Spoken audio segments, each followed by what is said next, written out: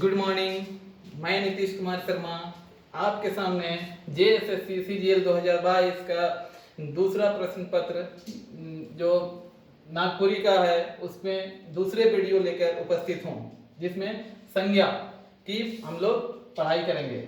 इससे पहले वाला वीडियो में हम लोग नागपुरी के सिलेबस कैसा था इसके बारे में हम लोग देख चुके हैं, और वर्ण एक टॉपिक था उसको हम लोग देखे हैं।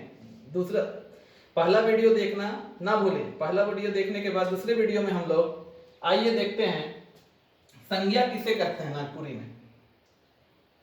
तो नागपुरी में संज्ञा किसे कहते हैं इसको जानने के लिए सबसे पहले हम लोग वर्ण को जानना होगा। नागपुरी का जो पहला वीडियो में दिया हुआ है उसको देखना ना भूलें। उसको देखने के बाद आप लोगों को समझ में आएगा कि संज्ञा किसे कहते हैं और नागपुरी में कैसे लिखा जाता है कोई भी शब्द। तो देखिए, देखते हैं संज्ञा किसे कहते हैं। कोनो नाव, भाव, जिनिस, जिनिस मतलब कोई वस्तु, कर बोध होवेला मतलब उसका जानकारी होता है। किसका किसका? कुछ कोनो नाव, भाव, जिनिस, कर बोध होवेला उके संज्ञा कहल जाएला। कोनो नाव, नाव मतलब किसी का नेम होना चाहिए, नाम। भाव मतलब उसका कुछ भाव होना चाहिए, और जिनिस मतलब वस्तु, उसके नाम को हम लोग उसको बोध होता है, उसको हम लोग संज्ञा कहते हैं। संज्ञा का 5 गो भेद है। कितना भेद है? 5 गो। कौन कौन है? याद तो ऐसे सब आप लोगों को सबको है संज्ञा, लेकिन भी हमको इसको एक बार देखना है। व्यक्तिवाचक संज्ञा, जातिवाचक संज्ञा, समूहवाचक संज्ञा, भाववाचक संज्ञा, द्रव्यवाचक संज्ञा, ये सब बचपन से हम लोग पढ़ते आ रहे हैं, लेकिन भी एग्जाम में जब पूछ देता है तो कंफ्यूजन हो जाता है आदमी, क्योंकि वो इससे रिसेंट में अवेयर नहीं होता है। तो इसको हम लोग अवेयर होंगे तो देखते हैं एक एक करके कि व्यक्तिवाचक संज्ञा किसे कहते हैं। तो नागपुरी में व्यक्तिवाचक संज्ञा किसे कहते हैं? तो जोन शब्द से कोनो एक ठो वस्तु चाहे व्यक्ति कर बोध होवेला उके व्यक्तिवाचक संज्ञा कहा जाएगा। मतलब कहने का मतलब है कि जिस शब्द से कोई एक ठो वस्तु का बोध होता हो, एक ठो वस्तु चाहे व्यक्ति का, जैसे हम देखते हैं एग्जाम्पल में आदमी कर नाम। जब एग्जाम हम लोग लिखने बैठ जाते हैं, अचानक अगर कोई पूछ देगा संज्ञा कितने प्रकार के होते हैं बताइए और संज्ञा का एग्जाम्पल बताइए, तो दिमाग बंद हो जाता है। इसी को समझने के लिए हम लोग, इसको दूर करने के लिए हम लोग भी आराम से देखेंगे। आदमी कर नाव, आदमी कर नाव जैसे मंगरा, बसंती, ठेबले। तो हम लोग पढ़ रहे हैं नागपुरी, ध्यान देने वाला बात है, हम लोग पढ़ रहे हैं नागपुरी। तो हम लोग को नागपुर क्षेत्र में जो नाम सब उच्चारण होता है व्यक्ति का, उसी को हम लोग को दिमाग में लेके चलना है। जैसे मंगरा, बसंती, ठेबले।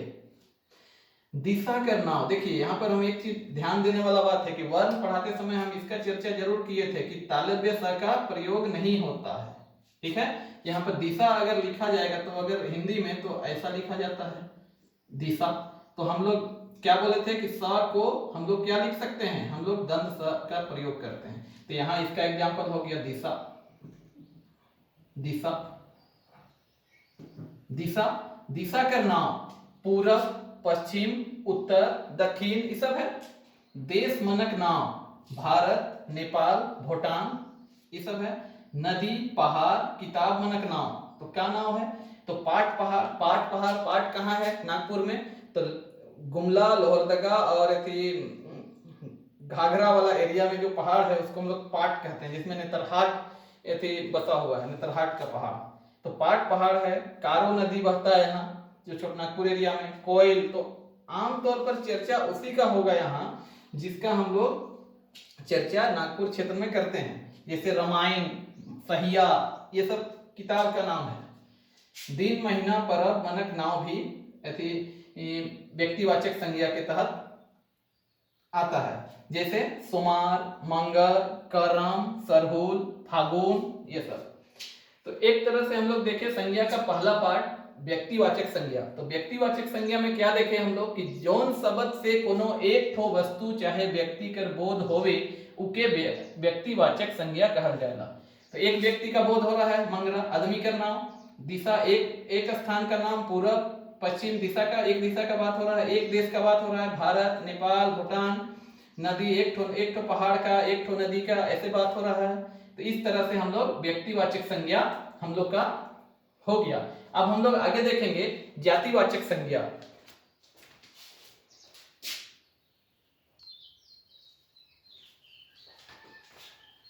जातिवाचक संज्ञा इके हमरे ई लगे समझ सकीला, जैसे जोन शब्द से कोनो एक वर्ण या एक मध्य का, लेकिन को नागपुरी में मध्य बोला जाता है, ठीक है।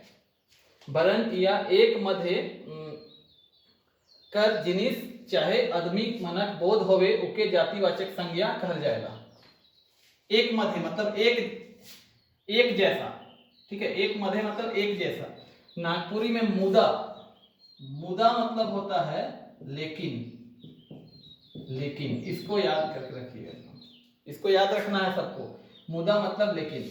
जोन शब्द से कोनो एक वर्ण या एक मध्य का जिनिस मतलब वस्तु चाहे आदमी मनक बोध होवे उके जातिवाचक संज्ञा। मतलब दो चीज है इसमें ध्यान देने वाला चीज, एक मध्य कर जिनिस मतलब एक जैसा वस्तु होना चाहिए, ठीक है। और चाहे आदमी मनक नाम चाहे एक जैसा वस्तु, उके हमरे जातिवाचक संज्ञा कहिला। जैसे राजपूत एक जाति है, मास्टर एक जाति है, मास्टर मतलब उसमें शिक्षक शिक्षिका सब मास्टर कहलाता है। और ठग मतलब एक जाति है, ठग मतलब ठगने वाला कोई है वो ठग कहलाता है। पशु पंछी मनक नाव, जैसे घोड़ा एक जाति है, घोड़ा एक जाति है। गोहार होता है जहाँ गाय बैल को रखा जाता है गांव देहात में, उसको गोहार बोला जाता है। पहाड़ मतलब पहाड़, और किताब, ये सब एक जाति जिनिस वस्तु का नाम है। पशु पंछी का मनक नाव, घोड़ा, मेंढूर, खरहा मतलब खरगोश। प्राकृतिक मनक नाव, धुका, बरंडो मतलब होता है तो घूम के आता है ना, घूम के हवा ऊपर उठते हुए पत्ता सबको उड़ाते हुए लाता है, उसको बरंडो कहते हैं। धुका मतलब हवा। नागपुरी में ये सब एक ठो शब्द सबको समझना बहुत जरूरी है, क्योंकि जब भी सीजीएल का एग्जाम लेगा तो वो यही चीज आपको चेक करना चाहेगा आपसे कि 4 ऑप्शन दे देगा और बोलेगा कि बताइए इसमें से हवा किसको कहते हैं, 4 ऑप्शन दे देगा, घर, गोहार, पहाड़, धुका। तो मालूम होना चाहिए आपको कि धुका मतलब हवा होता है। तो एक चीज को भी सीखते जाना है हमको कि किसको हम लोग क्या बोलते हैं नागपुरी में।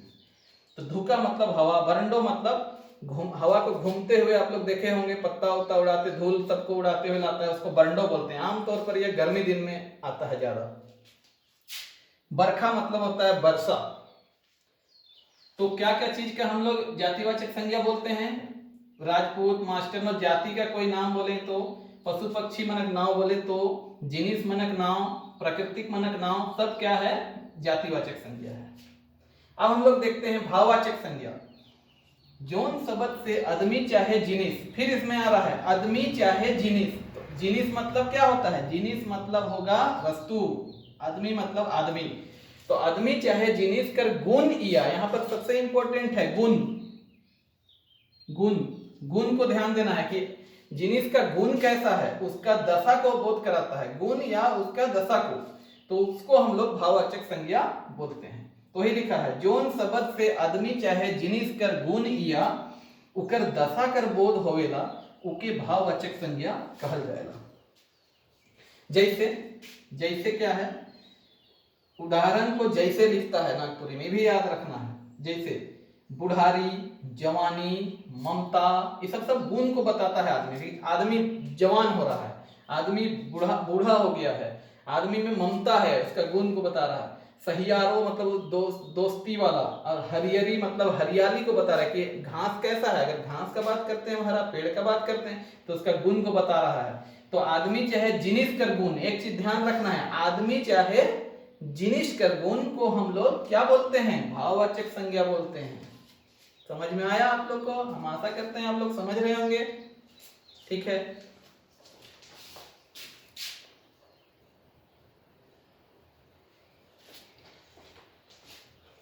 अब हम लोग समूहवाचक संज्ञा, चौथा पार्ट समूहवाचक संज्ञा के बारे में बात करेंगे। तो जोन शब्द से आदमी या जिनिस, फिर यहाँ बात आ रहा है आदमी या जिनिस, तो आदमी और जिनिस मतलब वस्तु, मतलब आदमी और जिनिस का बात कर रहा है। समूह का बोध होता है, मतलब समूह कर बोध होवेला, उके समूहवाचक संज्ञा कहल जाएला। मतलब एक समूह का बोध होता है, जैसे पंचायत। पंचायत में क्या होता है, गांव देहात में आदमी लोग बैठता है, कोई भी फैसला को लेने से पहले बैठ के विचार विमर्श करता है, तो उसको हम लोग पंचायत कहते हैं। तो समूह हुआ कि नहीं आदमी का, तो इसलिए यह समूहवाचक संज्ञा कहलाया।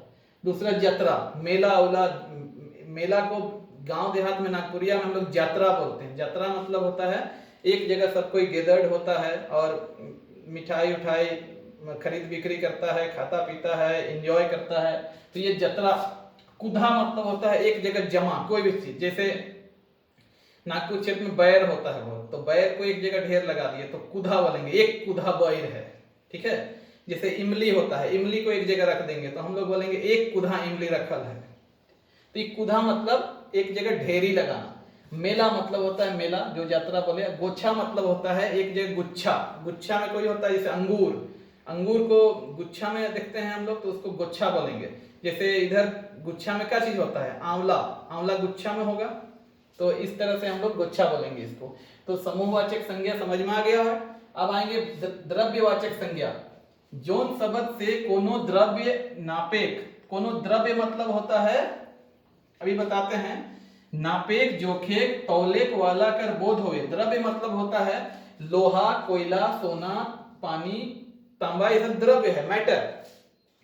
तो मैटर को हम लोग बोलते हैं द्रव्य। तो नागपुरी में इसको हम लोग क्या कर सकते हैं, नापेक जोखेक मतलब नापना, और जोखना मतलब तौलना, और ये सब को हम लोग द्रव्यवाचक संज्ञा बोलते हैं। जैसे लोहा, कोयला, सोना, पानी, तांबा, ये सब को हम लोग नाप सकते हैं, जोख सकते हैं, तौल सकते हैं, तो इसलिए यह द्रव्यवाचक संज्ञा है। तो सीधा सा बात है, जो समूह में हो उसको हम लोग समूहवाचक। एग्जाम्पल हमको याद रखना है, उदाहरण पंचायत, यात्रा, कुधा, मेला, गोच्छा, ये सब है समूहवाचक संज्ञा का उदाहरण। अब अचानक कोई पूछेगा द्रव्यवाचक संज्ञा का 5 गो द्रव्य बताइए, तो सोना, चांदी, तांबा ये सब बता सकता है, कोयला, पानी, ये सब जिसको हम लोग नाप तोल सकते हैं, हमारे चारों ओर जो भरा पड़ा है। तो इस तरह से हम लोग का संज्ञा कंप्लीट होता है, पूरा होता है। और हम लोग अगला वीडियो में हम लोग सर्वनाम के बारे में चर्चा करेंगे। धन्यवाद।